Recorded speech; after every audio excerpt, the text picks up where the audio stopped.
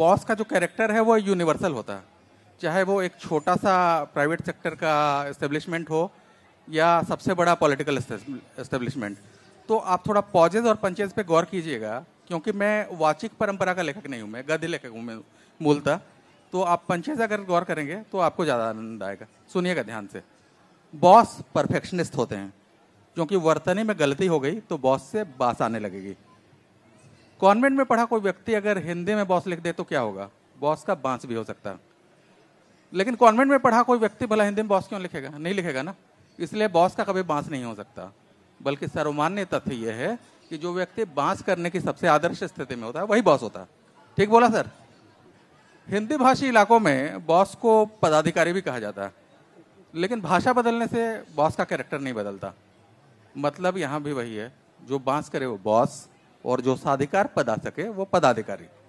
Boss हमेशा positive energy से लबरेज होते हैं।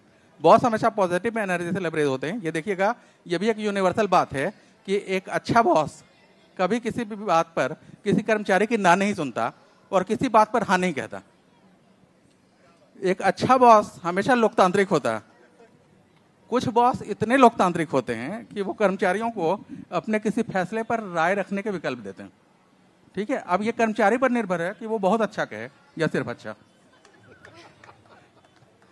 बॉस को आमतौर पर अपने फैसलों के बारे में बहुत अच्छा सुनने की आदत होती है, लेकिन जो लोकतांत्रिक बॉस होते हैं उनके फैसले को अगर कोई अच्छा भी बता दे सिर्फ, तो ज्यादा बुरा नहीं मानते।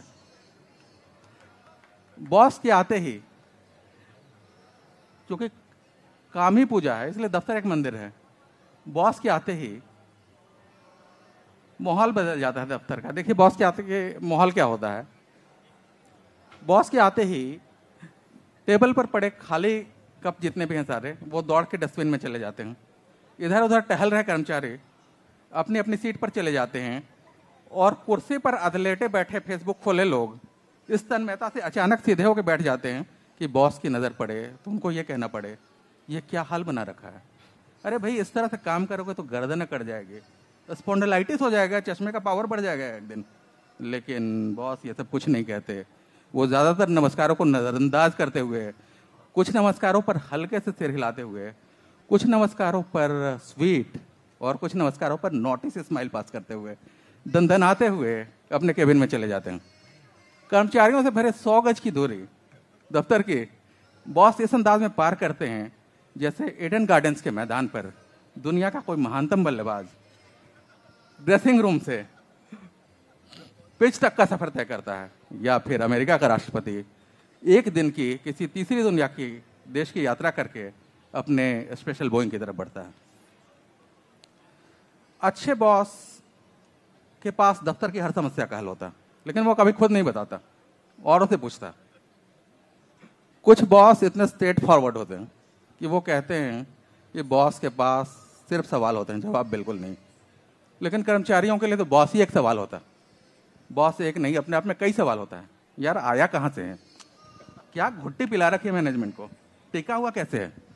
अच्छा, तुमने ये देखा है जब ये निकलता है तो उसकी गाड़ी पार्किंग से दूर खड़ी रहती है। हाँ, और कोई बैठा भी होता है उसमें पहले से।